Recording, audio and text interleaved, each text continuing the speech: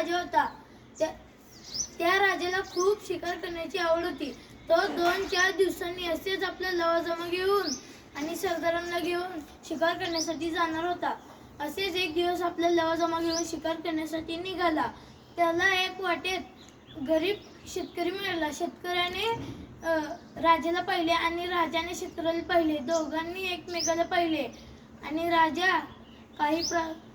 शेतकरी राजाला नमस्कार केला आणि राजा प्रस्तुत्व न देता प्रश्नाचे उत्तर न देता अहंकारपणे पुढे शिकार करण्यासाठी निघाला. राजा दिवसभर जंगलात शिकार शोधत होता, पण एकही शिकार मिळाला नाही.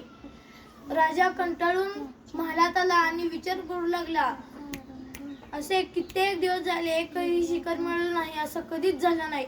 मग राजाला वाटले की आपण सकाळी त्या शेतकऱ्याचे चेहरा पाहिला म्हणून असं झालं.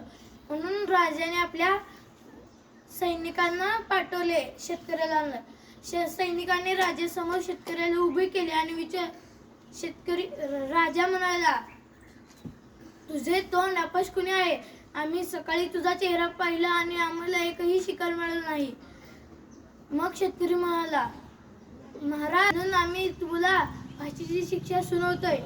शेतकरी म्हणाला, महाराज, मला फाशीची सजा जरूर सुनावा, परंतु आम्ही सकाळी तुमचा चेहरा पाहिला आहे आणि आम्हाला तर काही कारण नसताना आमच्या जीवाला मुकावे लागत आहे.